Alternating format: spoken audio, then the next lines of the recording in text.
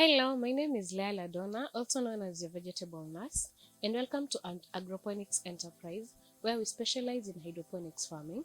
We also do soil farming, and we train, we do production of vegetables, and we also do agronomical centers. Today we are going to have a walk at our farm. In the several greenhouses, you will notice that we have colored capsicums that are 2 weeks old. We have cherry tomatoes that are 1 month old. We have cherry tomatoes that are being harvested, chilies that are being harvested, and we have leafy vegetables in the deep water culture hydroponic systems.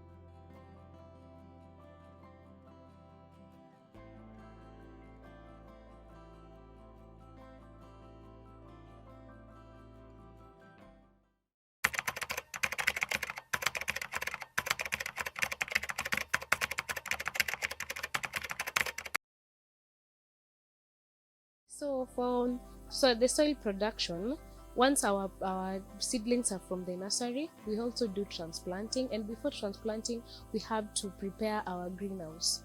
And preparing the greenhouse, that means like our land has to be ready.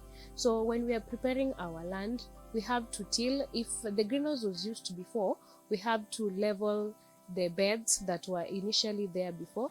We have to treat it. That means we have to fumigate. We also have to incorporate the soil with manure according to whatever level you want and whatever centimeters that you want it to go inside the soil. So after that, we will have to water, and that's a preparation that takes place for around 7 days, the watering and incorporation of manure. So after that, we have to make our beds, and when making our beds, we have to begin with making our paths. So once you have identified the parts that are supposed to be 50 meters apart, and our beds are supposed to be 100 meters apart, so that will tell you how many beds you will have in the greenhouse. So once that is done, the bed preparation is done, we will do a final watering in readiness for transplanting.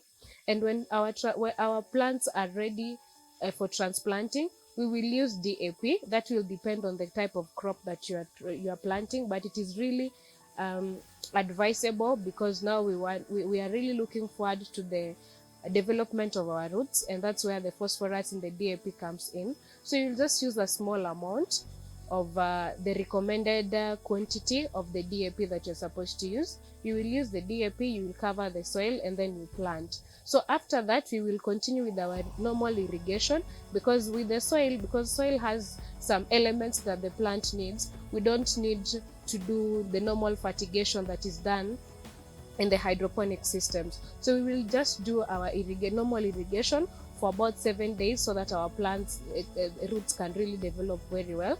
So after that, that is when we will use the necessary fertilizers, that is the NPKs, wherever the NPK, the calcium nitrates, and whatever foliars that we need.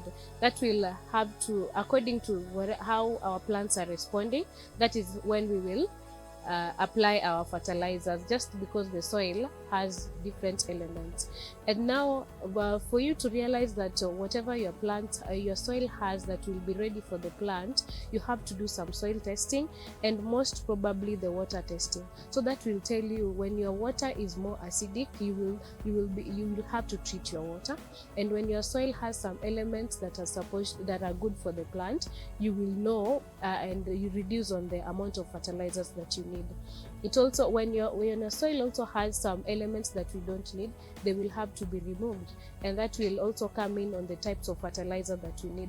There is no standard fertilizer that you're supposed to use, but all that depends on how the plant responds. When your plant has a lot of leaves, you know that it is eating a lot of nitrogen, and it is good whatever stage that it is. So when you're harvesting, when you see that you don't have flowers, you'll have to incorporate some foliars. And yeah, that's basically the normal routine of a farmer. both in hydroponics and in soil farming.